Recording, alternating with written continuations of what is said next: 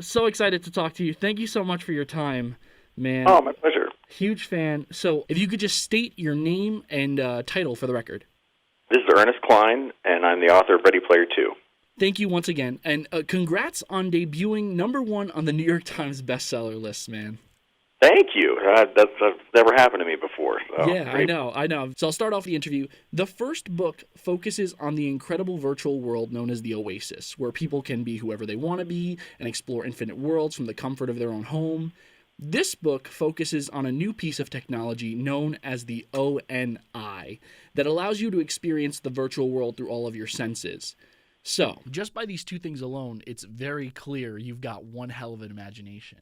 Where do these ideas come from? Well, at Ready Player One, virtual reality had already kind of existed in a very primitive, limited way. I had played some VR games at comic book conventions like Dactyl Nightmare, these real primitive VR immersion games that started to roll out in the 90s and in the early aughts, but they never really caught on, and they went away. But I grew up, wondering when we were going to get virtual reality, and I always loved virtual reality in fiction. Neuromancer by William Gibson was a huge book for me growing up, and also Snow Crash by Neil Stephenson. And there are various movies that explored virtual reality, but it seemed to have gone out of fashion. But I wanted to explore that in Ready Player One, and the initial idea for Ready Player One was, what if Willy Wonka had been a video game designer, and what if he had, held his golden ticket contest inside his greatest video game creation? And when I started to think about what the coolest video game ever would be, I envisioned this kind of sprawling virtual world that was like World of Warcraft and EverQuest and a bunch of other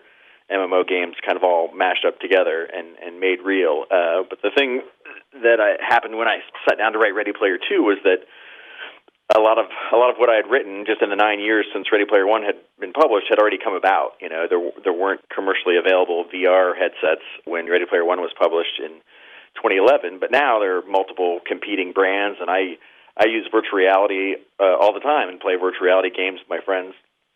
And so a lot of what I imagined in Ready Player One had already come to pass. So when I sat down to write Ready Player 2, I wanted to imagine where, the technology would take us in 25 years. And I could see that people are already working on a brain-computer interface. Here in 2020, there are already multiple venture capitalists and biocorp developers that are working on a brain-computer interface and having human trials where people get their skull cut open and get, electrodes inserted into their gray matter, and allows them to control, different devices. There are blind people that can see in a limited way due to these implants, and people can control, prosthetic replacement limbs and move them and manipulate them with their brain. So if we are doing that right now in 2020, it's easy to imagine with the speed that our technology evolves that we'll have a fully functional computer-brain interface at some point. And for me, that's the holy grail of virtual reality and kind of the endpoint of video games and virtual reality. It's the final step in the evolution of a simulation, is when you can make the simulation indistinguishable from reality. At that point, it doesn't need to ever get any better.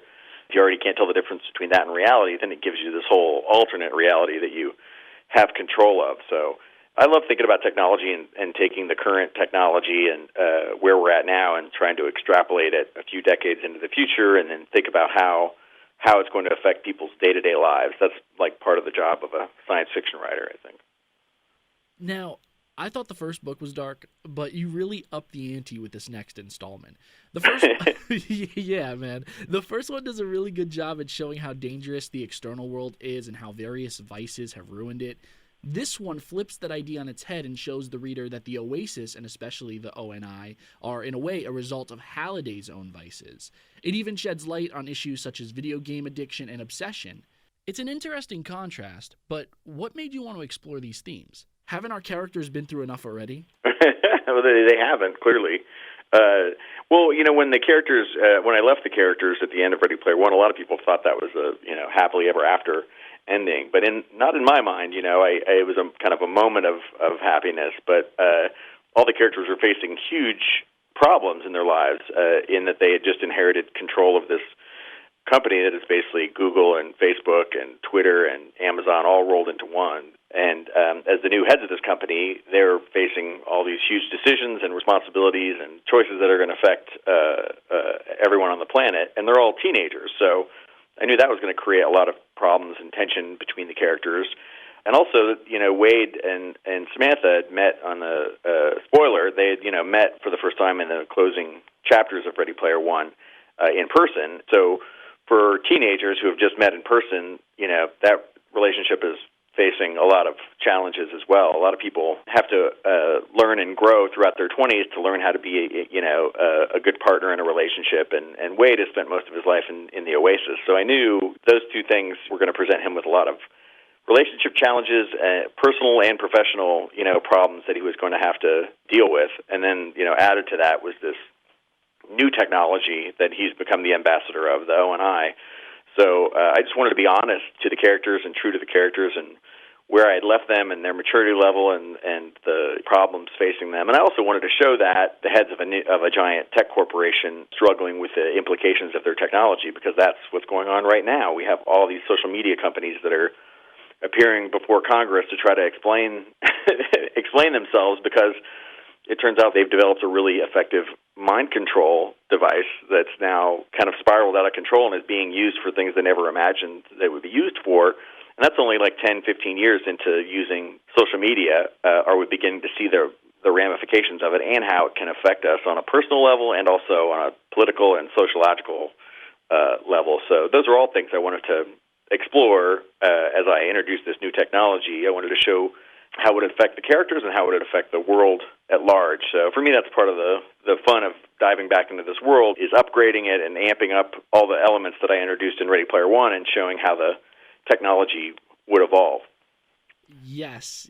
And I'm only bringing this up because you did, okay? So you said at the end of Ready Player One, people thought it was happily ever after. I, at the end of reading that book, half expected a sequel. At the end of reading this, though, I don't know. Are there plans for a follow-up? Do you expect to revisit the Oasis in any sort of capacity in the future? I do. I don't know if it'll be future stories or it might be kind of side stories that happen concurrently with this story, or I also have a prequel in mind that's kind of about Halliday and Morrow and Kira growing up in Ohio and a kind of a coming-of-age story. But I do, I think this is a good endpoint for this story, Wade's story.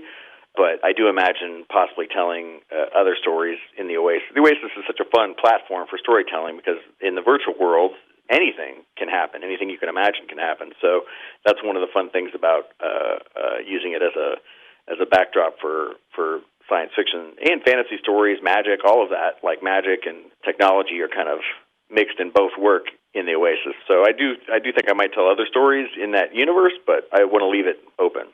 Now, your books are known for their not-so-subtle pop culture references, and they're all great. I mean, you have Back to the Future, Ultraman, Dungeons & Dragons. Are there any ones that never made the cut? No, I try to include pop culture references organically as they occur to me while I'm writing the story. I don't make a list of things that I want to, shoehorn into the story. I try to reference pop culture the way that I do when I'm talking to my friends who are also pop culture geeks, and based organically on the conversation, something will occur to you that'll make you think of a line from a movie or a TV show or a video game, and so you reference that, and it can connect you and convey all kinds of meaning if the person gets that reference. It was not like I just included everything in the story that occurred to me as it occurred to me, and it's all stuff from my own. Most of it's all stuff from my own life. It's a little bit different with Ready Player 2 in that a lot of the pop culture references are kind of tied to Kira Morrow, Ogden Morrow's wife, as opposed to Halliday. And Halliday's interests line up more with my own. So in Ready Player 2, I did kind of had to do some research on some things that I wasn't a super fan of, but I had to become a super fan while I was doing my research. But I didn't cut anything out because there wasn't enough room. I just only included things that I felt were relevant to the story or to the characters or somehow flesh things out a little bit. That's very interesting. That's very interesting. You had to get out of your own head in order to write this one. That's very interesting. I mean, I've spent my whole life around geeks, and I'm a geek or an enthusiast, as I say. But I have a lot of friends who are like that, and I love people who are, I love people who love things. I love people who are passionate about anything, like whatever their hobby is, or if they have a favorite movie or book series or television series or artist. I just love it when people geek out and go down the rabbit hole of something and become really passionate about it and learn everything about it. And I love the way that doing that can connect you with other people who feel the same way. It's one of the positive things I think about the internet is people kind of used to be isolated in their interests, but now whatever you're interested in and passionate about, you can go online and pretty easily find other people who are just as passionate about that subject and share your ideas, and then you can become really close with somebody that you've never met just based on your shared interest on some element of pop culture. So I find that fascinating. It's like a new kind of human relationship, people reaching out to meet other people online and kind of connecting and communicating just as pure intellect before they meet in person, if they ever meet in person. Some people become really close friends with people they've never met or even been in the same time zone, and that's all byproduct of this new technology, the internet. So those are all things I love to explore in the story. Now, you've recently partnered up with the popular game Roblox for an Easter egg hunt in the spirit of the books. But after reading the first one, this is something I always wanted to know. Has it ever dawned on you to do the same thing Halliday did with the books? I mean, is there a hidden puzzle, or are there some Easter eggs in these books that will unlock something cool in the future? Well, there was, in Ready Player One, there was an Easter egg hidden in the books that led to a real contest that we had where I gave away a DeLorean time machine as the grand prize for the paperback of Ready Player One. And there were 3 different challenges, like in the book. So I tried to do that with the first book, just as kind of a marketing thing and to bring the story to life a little bit. But it was a huge challenge to create the contest and the different games for the contest and kind of run it all myself. And so I wanted to do something similar to that with Ready Player 2, but on a grander scale. And the Roblox, something my kid has been interested in and loved for years, especially this past year during quarantine. It's been like the Oasis. It's been a way for her to jump in and play games, and hang out virtually with her friends and with other people all around the world. Something like 30, 40 million people a day log into Roblox.